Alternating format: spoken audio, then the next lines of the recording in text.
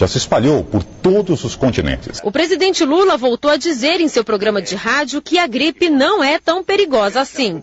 Eu acho que essa gripe não é do tamanho que parecia que ia ser, porque se vendeu uma gripe que já tinha tomado conta do mundo inteiro, ou seja, eu penso que ela existe, ela é grave, mas aqui no Brasil nós estamos cuidando para evitar que se alastre em outras pessoas. No Brasil, mais de 60 pessoas foram mortas pelo vírus H1N1. A Organização Mundial de Saúde elevou hoje o alerta para o nível 4 numa escala de 1 a 6.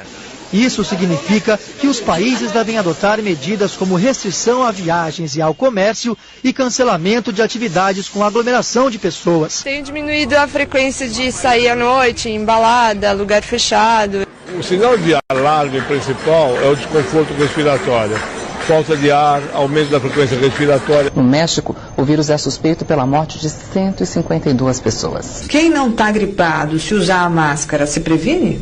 Não se previne porque, primeiro que é impraticável, você teria que estar trocando a máscara várias vezes por dia. E eu tenho um dado muito interessante, que a gripe comum, que ninguém fala dela, ela mata por ano no mundo 500 mil pessoas. Ninguém dá bola para a gripe comum, só que ela mata tanto quanto a gripe, essa nova gripe, a influenza A, H1N1. E as pessoas estão apavoradas sem motivo.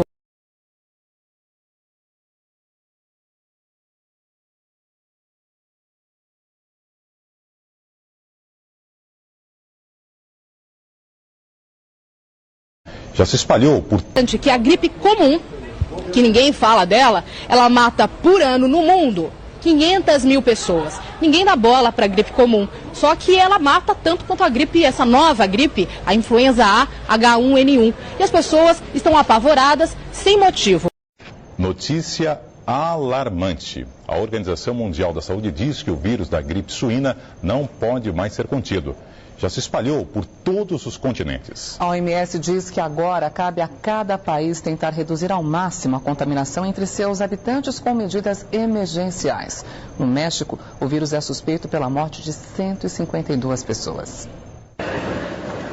Pela manhã, fiscais da Vigilância Sanitária distribuíram folhetos de orientação aos passageiros. A operação nos aeroportos vale para quem desembarcar, mas principalmente para quem for viajar para a região afetada. As pessoas que estiverem para lá se dirigindo ao chegarem lá, então tomem bastante cuidado, né, e atenção para estar sempre lavando as mãos frequentemente, evitando tocar olhos, mucosas, né, que é uma forma, né, se você tocou numa secreção, você está levando aos olhos e mucosas, é uma forma de se infectar com o vírus da gripe, né, evitando aglomerações. Às 11h30 da manhã chegaram os passageiros do voo procedente da cidade do México. A máscara no rosto foi usada durante toda a viagem. A gente saiu de Cancún, estava tranquilo, assim, não tinha ninguém de máscara. Aí quando a gente chegou na cidade do México, todo mundo de máscara, e nós, nossa, vamos pegar uma máscara pra gente também, né? Ficamos no hotel no México, não pudemos fazer um turismo lá por questões de precaução. Muita gente antecipou a volta ao Brasil com medo da doença. A situação lá está muito tensa, está todo mundo muito tenso, principalmente nós que viemos de outro país, né? Marco trabalhava na filial mexicana de uma empresa brasileira. Com medo, deixou tudo para trás e retornou ao Brasil com a família. No momento de embarcar, eu esperava por parte do voo da Aeroméxico ou de outras companhias, um controle da vigilância sanitária mexicana em que tomasse a temperatura, pelo menos os cuidados, né? E não, embarcou como se fosse um voo normal. E aqui também na chegada do voo eu pensei que talvez tivesse um pouquinho mais de controle sanitário e não teve nenhum. A gente só desembarcou, recebemos um folheto e para fora, né? A Organização Mundial de Saúde elevou hoje o alerta para o nível 4 numa escala de 1 a 6. Isso significa que os países devem adotar medidas como restrição a viagens e ao comércio e cancelamento de atividades com aglomeração de pessoas. O México, que já... Agrupamento é bom. Agrupamento perfeito. É só regular a alça com a massa agora.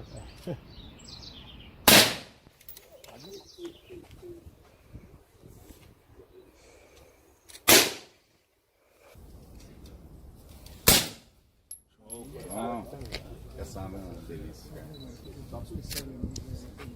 Amigos e minhas amigas, depois de 12 dias viajando na Europa, visitando Paris, visitando OIT, visitando Genebra, conversando com o Conselho Mundial de Igrejas, visitando o movimento sindical e os partidos políticos na Alemanha, eu voltei para o Brasil na quinta-feira da semana passada.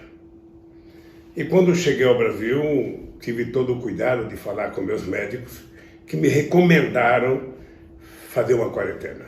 Então eu vim para casa com a Janja, estou até hoje, quando resolvi dar essa entrevista, gravar essa live, porque tinha muita gente perguntando cadê o Lula, ele desapareceu, o que ele está fazendo, ele está doente, ele não está doente, ele está com coronavírus, não está.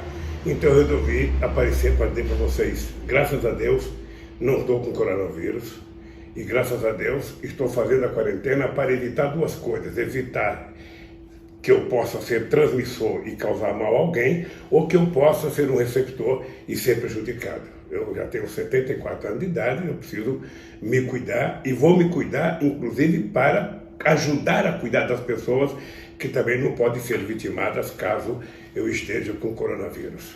Portanto, eu vou cumprir a minha quarentena e resolvi que não deveria falar, porque eu uma vez conversando com o Bill Clinton, em 2003, em Davos, eu fui fazer uma pergunta para ele falou assim, para mim, Lula, nos Estados Unidos a gente não tem costume de dar palpite sobre a governança do outro cara que está governando. E eu não gosto muito de ficar fazendo julgamento de governo, sabe? Porque eu já fui presidente, eu sei como é que é, sei a dificuldade, sei o que você pode fazer. Mas depois de ontem eu não me conformei e resolvi falar. Porque ontem eu imaginava que um presidente da República e seu staff, portanto o seu ministério, fossem fazer uma entrevista coletiva para bem orientar o povo brasileiro de como melhor se comportar para combater o coronavírus e como o governo iria fazer para minimizar possível sofrimento da sociedade brasileira. Olha, aí o que eu vi foi o governo fazer um show de narcisismo. Ou seja, na verdade, o governo não estava preocupado em orientar a população, não estava preocupado em orientar o povo, ele estava preocupado em se desfazer da imagem negativa que ele se permitiu criar de tanta bobagem que falaram durante essa última semana. Sinceramente, eu nunca vi tanta bobagem junta na exposição de um governo que explicou o inexplicável. O que era importante era o governo ter avisado ao povo brasileiro o que ele vai fazer de investimento para minimizar os efeitos do coronavírus aqui no Brasil. Por exemplo, avisar quanto de dinheiro vai colocar no SUS, porque a emenda 95, ela tirou praticamente 22 bilhões e meio do SUS. Explicar quanto vai comprar de leito, quanto vai investir nos hospitais, quanto vai contratar de médico, quanto vai contratar de enfermeira, ou seja, como que nós vamos fazer para evitar que o coronavírus possa virar uma coisa muito grave no nosso país. Porque grave já é por si só. E eu queria que vocês compreendessem a necessidade do cuidado, porque tem uma coisa que depende do governo, tem uma coisa que depende do hospital, mas tem uma coisa que depende de nós. É evitar que o vírus chegue até cada um de nós. Cada criança, cada homem, cada pessoa mais idosa, que são as pessoas mais vulneráveis. Imagine que você está andando na rua e você vê uma abelha. Você não se preocupa, porque uma abelha só não faz mal a ninguém. Você vê duas, você ainda não se preocupa. Mas quando vem um enxame de abelha, você começa a se preocupar e sai correndo. E esse cuidado que nós temos que ter é para evitar o enxame de coronavírus em cima de nós.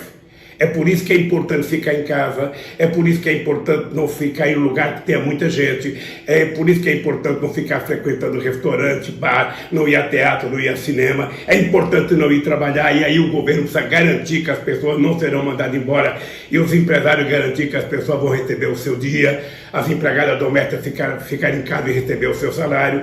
É importante que a gente cuide de fazer com que os mais vulneráveis, aqueles que mais necessitam, aqueles mais fragilizados, que além de tudo são os que consomem menos proteínas e calorias, portanto estão mais fracos, essas pessoas precisam receber um cuidado maior por parte do governo. E é exatamente para isso que existe o governo, senão não teria sentido existir governo. O governo não existe para falar ou para fazer bobagem. O governo existe para governar e para cuidar das pessoas. E dentre as pessoas, cuidar daquelas que mais precisam. Eu esperava, então, que o presidente fizesse uma entrevista coletiva, tentando dizer para as pessoas: não vamos fazer isso, vamos cuidar disso, não vai acontecer isso, nós vamos cuidar das pessoas mais pobres, vamos cuidar dos moradores de rua, vamos cuidar dos mais velhos, nós vamos colocar mais dinheiro à disposição e dinheiro novo. Se for necessário que o Tesouro coloque quantos bilhões forem necessários para salvar a vida dos seres humanos brasileiros. Não... A gente vai fazer uma Copa do Mundo fracassada pelos nossos problemas internos. Então, o que eu acho é que nós precisamos fazer disso um motivo de orgulho para o nosso país. Agora, tem gente que acha que não pode fazer a Olimpíada porque não tem hospital.